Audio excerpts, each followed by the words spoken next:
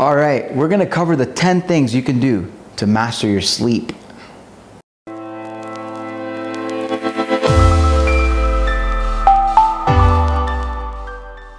Last time I spoke about the distinction between things that we do in the evening to prepare for sleep, which is really where most people focus their tips on, if you will. And what I said is actually to start to get your body ready in terms of hormonally and getting your internals, your systems ready for sleep. It's important to make sure you get sunlight in the morning. And so the first essential when it comes to getting good sleep is to make sure you get light exposure into your eyes as early in the morning as possible, and closer to sunrise as possible is what I mean. That's important because what happens is when the light hits your eyes, the photoreceptors, the rods and cones, tell the brain, basically relay to the brain information that helps the brain understand what time of day it is. And therefore it understands what needs to happen internally during the morning, and also what needs to happen, let's say 12 hours from then, to get your body and the hormones and all the systems ready for sleep, such as melatonin, for example. So that's number one. A few little questions that came up, a lot of my patients were asking, and I want to just make a distinction here on this.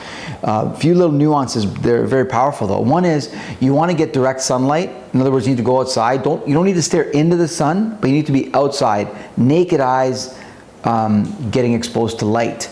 There's a big difference between being outside and, for example, being indoors, looking outside into the sun. I just did this before we started recording. The amount of lux, the amount of light, it was 60 indoors and it was 1060 when I opened the window. That's a massive difference. And just so you know, when I open the window, I'm still in the shade. If I went into the sun, it would be probably at this time of day, 2 p.m., it would probably be close to 75 to 100,000. Okay? So just look at your lux meter, download on your phone. You can determine the amount of light and the effect that windows have on you. So you don't want to be looking through your car window. You don't want to be looking through your house, window.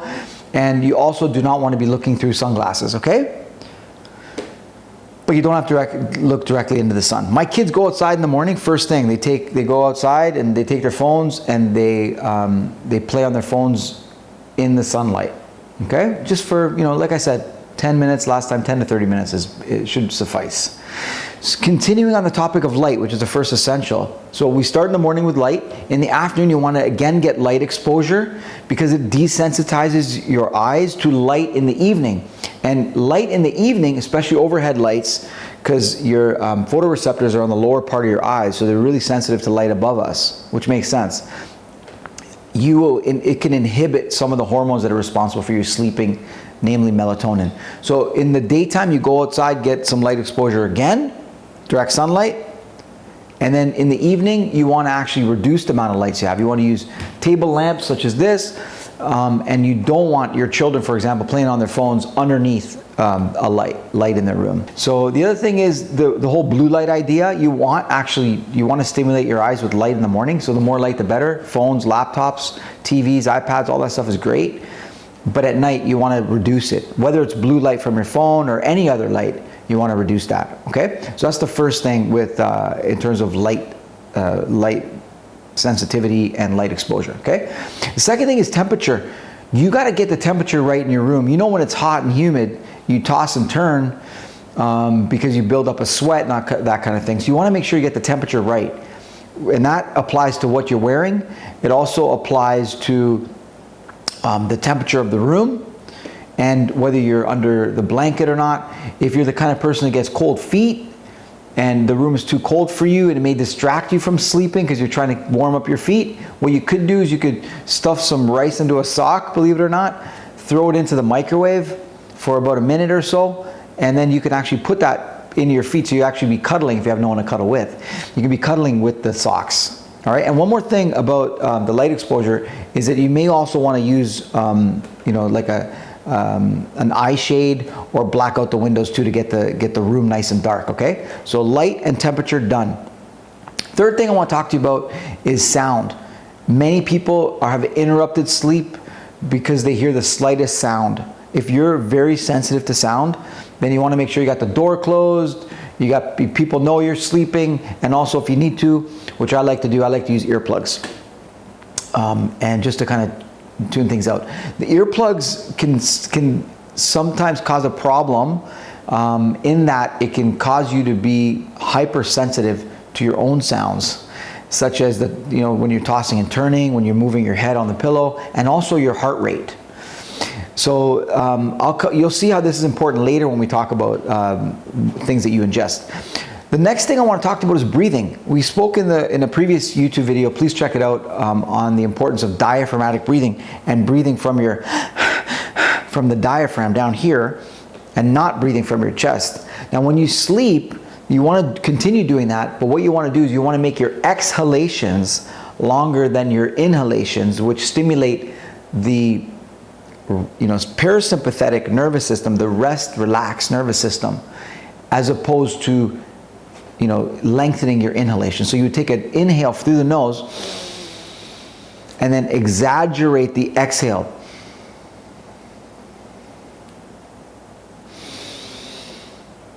So exaggerate your exhales, which should also help you sleep better. Number 5 is posture.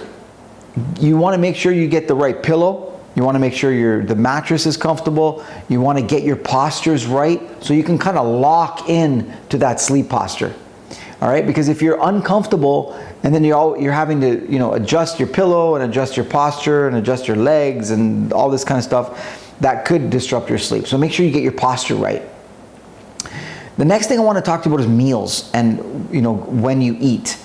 I've heard it put best in terms of how long to wait after a meal. If you're having a tiny snack, I'm not a snacking kind of person 99% of the time, but if you do have a snack, then you want to wait at least an hour before you go to bed. If you have a light meal, a couple hours, and if you go heavy, you want to wait, I would say at least 4 hours.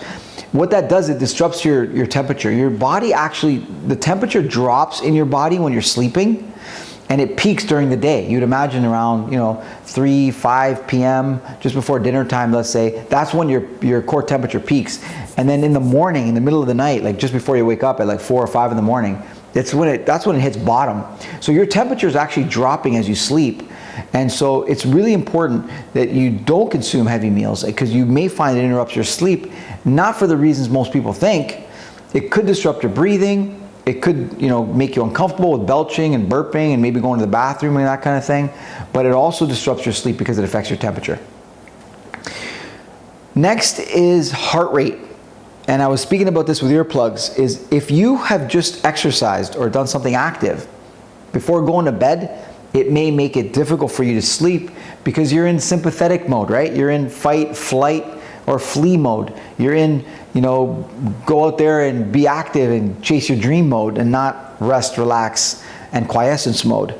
So what I would recommend is to make sure you're playing with and experiment with the times when you exercise. I know some guys like to exercise in the morning like me, some people more midday, some people are later. So you may find that it's difficult to sleep if you're exercising late in the night, because one of the reasons is it increases heart rate.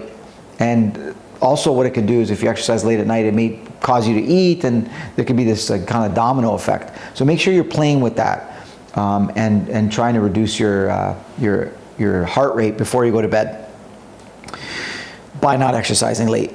Next is caffeine, which can have a very similar effect to heart rate, right? Number 8 is caffeine. So you want to make sure that number 8 has to do with liquids. So first is caffeine consumption. Some people, caffeine has no effect, although from my understanding of the research, it still can affect the quality of your sleep and the depth of your sleep. I personally don't have caffeine generally after 12 p.m. So I usually have my coffee in the morning, a couple hours after I wake up. I try to avoid it after noon. Sometimes I'll have a coffee later on if I know I'm going to be staying up a little bit later than normal. Number 1. Number 2 is liquids. If you're going to have a tea, especially if it's caffeinated, be careful. If you're going to have water, juice, whatever you're drinking, I like to have a lemon juice, which is basically just a squirt of lemon into water. And I have that in the evening. But I make sure that I go to the bathroom before I go to bed, so that I'm not waking up in the middle of the night because I have to go to the bathroom. Number 9 is a big one. Number 9 has to do with your mind. You know that if you have something you're looking forward to the next day, like a child who has a class trip or a trip to the beach or something, it can be almost impossible for them to sleep, right? Because they're so excited. So we know that negative thoughts keep you up, but also positive thoughts, right? So being excited about going to the beach or having something that you're looking forward to the next day, excited about specifically, can cause you to have difficulty falling asleep. And if you have negative thoughts, if you're resentful, if you're upset, you're angry or frustrated with someone or something, that can also cause you to, cycle through the possible options of what you're going to say to this person in the email or how you're going to confront the person next day. It can cause you to stay up. So what would I say there? I would say try to balance your positive thoughts with negative thoughts, and try to balance your negative thoughts with positive thoughts. An example, if you're upset at someone, I would just find what is the advantage. I'm known for like saying this all the time in my workshops and when I'm coaching people. What's the advantage of having a conflict with this person? Literally. And until you can come up with as much opportunity as you see obstacle. And that'll help just quiet down the mind, center the mind, and you should be able to fall asleep. If you're excited about something, and I do this with my kids, I'll say, Eddie, I know you're looking forward to going to the beach tomorrow. That's why you can't sleep, right? He's like, yeah, Dad. What are you thinking about? Oh, I'm thinking about the fun. I'm thinking about my friend who's going to be there and splashing and throwing the ball and making sand castles and all that positive stuff. And I said, it's great. Now let's review some of the negative stuff. What are some things you're not looking forward to? Real basic, right? But he'll say stuff like, waking up in the morning, having to eat first, having to brush and change and get the car ready and wait for you guys. You're probably going to not want to go to the beach right after we wake up. And we got to go pick up my friend. And then we got to shower at the beach and salt in my eyes and fix my goggles. And the sand is burning hot. And the showers are busy, right? All these different things that he's not even considering when he's in his bed. But when I help him do that, he can center the mind, balance the mind, and then he just dozes off relatively quickly. Staying in the subject of the mind, I also want to let you know that whether they're positive, negative things, sometimes having a lot on your mind, like a to-do list for the next day, a lot of things that are kind of pinballing around in your head can cause you to have difficulty sleeping because you're thinking, what should I do first? What should I do second? How should I order my day? Should I go to the gym? Should I bike? Should I swim? Should I shop first? Should I do this first, right? So I would make sure, what am I going to wear? Do I have my clothes ready? Get it all prepared before you go to bed. Just take a list, take a piece of paper, make a list of what I'm going to do first, what I'm going to do second, what I'm going to do third. Prepare your clothes, prepare your gym bag, prepare some of the items at the door. Just knock it off your mind by putting it on paper. An Einstein quote that I first heard from Dr. John DeMartini, who's my mentor and friend, many years ago, which is, it's better to have a short pencil than a long memory. And so instead of holding it and storing it in your mind, put it on paper and it's off your head. If the last thing I want to just say is, instead of counting sheep before you go to bed, I don't know, does anyone even do that anymore? But instead of counting sheep or counting backwards or doing something to fall asleep, consider either music, unless you apply the earplugs technique. I don't know if you can hear it through music, but maybe you can put music instead of earplugs as a way of drowning out background sound and white noise. So music, quiet music, something, maybe just an instrumental music or something that helps you kind of quiet down and go to bed.